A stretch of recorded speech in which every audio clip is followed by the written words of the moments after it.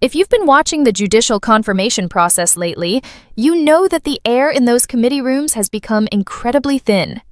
It's no longer just about a nominee's resume, it's a high-stakes forensic audit of every word they've ever written. I was looking at a recent transcript that perfectly captures this, a collision between Senator Josh Hawley and Judge Nina Wise. It's a deep dive into the very definition of identity in American law, and it highlights a massive rift in how we view biology versus the bench. The tension kicks off immediately. Hawley isn't just asking questions, he's essentially cross-examining Judge Wise on a Time magazine article she penned in 2017. He zeroes in on a specific claim, that the distinction between male and female isn't a tidy box, but an intricate continuum. You can hear the sharpness in Hawley's voice. It's the sound of a former constitutional lawyer who has found what he considers a smoking gun, pushing her to admit that she views biological sex as a subjective category, which would have massive implications for everything from Title IX to privacy laws. The body language in a room like this is usually clinical, but through the transcript, you can feel Judge Wise's defensive crouch.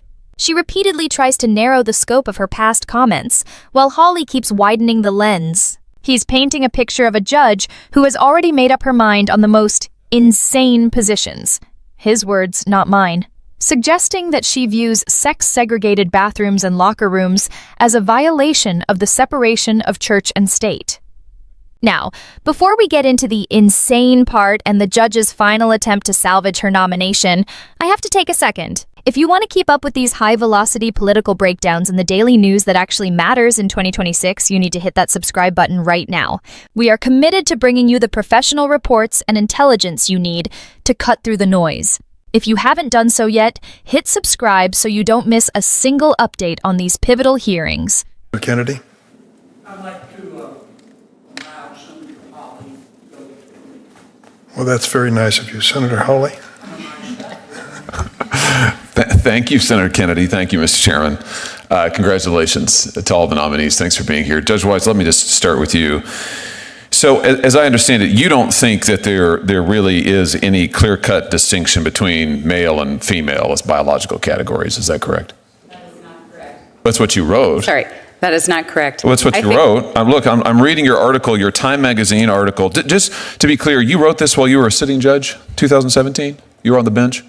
That is correct, after a case I had. Right. So, interesting choice to be writing opinion pieces about your cases, but in any event, you say that controversial pieces of legislation enacted in the last 2 decades rely on a clear-cut interpretation of sex, what I just asked you, but you say that that's wrong. In fact, gender is an intricate continuum and not 2 tidy boxes. That's what you say. So have you changed your opinion? You just gave me a different answer.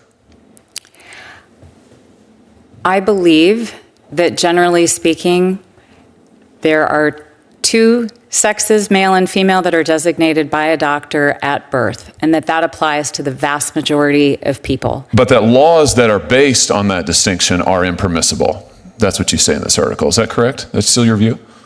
That is not what I say. Really? You say that if there is, for instance, a law that requires a distinction between male and female in bathrooms, that the judges cannot apply that law with any consistency, can't apply it consistent with equal protection. There are no, what is it? It's virtually impossible for judges to consistently apply a law that permits or prohibits conduct based on whether someone is a man or a woman. So all bathroom laws that require biological sex, that designate bathrooms based on biological sex, are impermissible? That is not the position that I took in the article. That's what it says. It's impossible for judges to consistently apply a law that permits or prohibits conduct based on whether someone is a man or a woman. And you specifically cite bathroom laws as an example of this. In fact, you criticize the then Trump administration's designation of gender-based bathrooms. Right? Sounds like you made up your mind on a lot of things, but I just want to get clear on this because this is an important issue, certainly to people in my state. It's a very important issue. You think that bathroom designation, same with locker rooms, I guess, girls' locker rooms impermissible? Biological men have to be permitted into girls' locker rooms? That is absolutely not what I said in my That is absolutely the import and the takeaway of your piece. You suggest at least 3 different constitutional problems with any gender-based laws, including specifically bathroom laws. You write about it. Equal protection violation, due process, void for vagueness. I was making a list as I was reading through.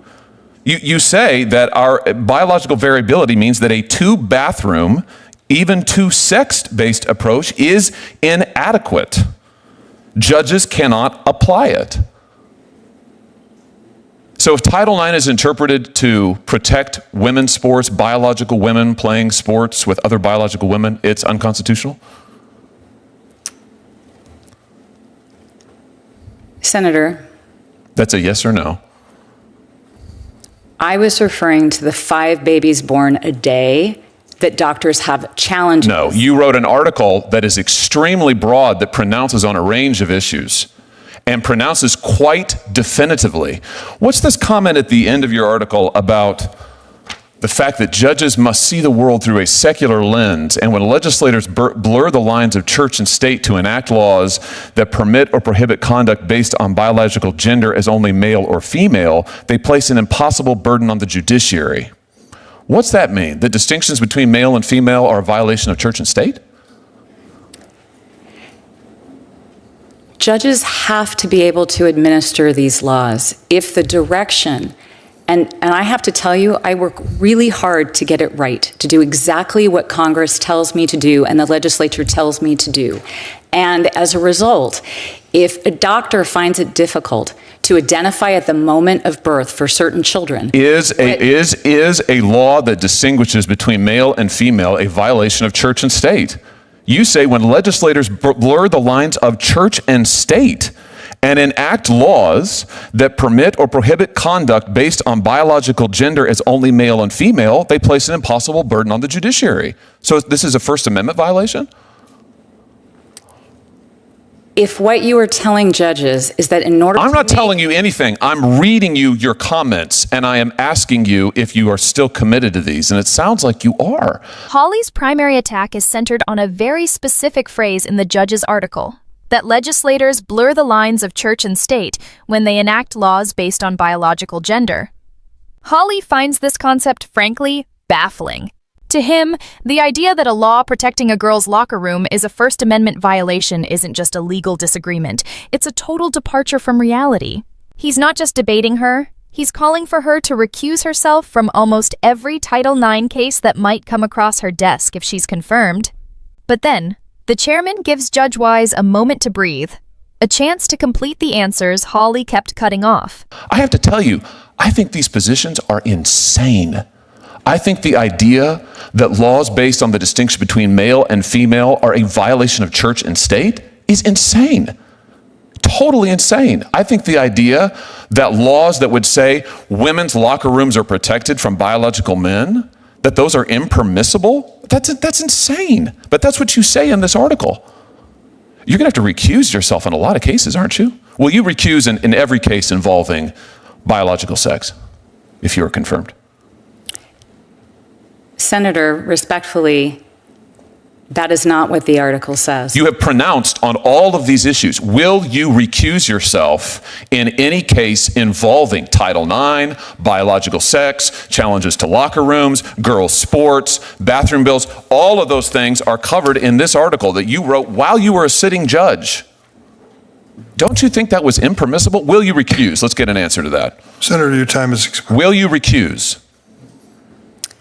I did not take a position as to those issues that you have raised. You took a position on all of these things, and your position is insane. Totally insane. I will absolutely not vote for you. There's not a world in which I could support you. I can't believe you have been nominated. And if you are confirmed, which I hope will not happen, you absolutely must recuse across all of these cases or stand in violation of the Code of Judicial Conduct. I'm shocked you're sitting here today. Judge Weiss, you were unable to complete several answers. I'll give you that opportunity now. Thank you. The thesis of the article, which begins right after the introductory material, that is the first sentence of the third paragraph, makes it absolutely clear that my article, nothing to do with people who are transgendered or gay. It dealt with a narrow issue about babies who are born where doctors are challenged making a determination about sex. And as a sitting judge who has to administer potentially laws where I would have to make such a determination that doctors sometimes find it difficult to do, I think it is critically important. It's important under the Constitution. It's an obligation that we have to treat everyone to have equal protection under law. It is the words that is listed above the entrance to the United States Supreme Court. I actually believe that everybody who is in here cares about all newborn babies and what the circumstances are for all of them. And for those children who eventually become adults, I believe that the legislatures and Congress need to help judges and give clear indication about what to do in those limited instances. And that is all. Wise pivots. She claims the entire article was never about transgender issues or gay rights. Instead, she argues it was about the narrow issue of intersex infants, babies born where a clear-cut biological designation is medically challenging. She frames her argument as a plea for legislative clarity to help judges deal with these rare, difficult cases under the banner of equal justice under law. This is a classic retreat to the narrow strategy.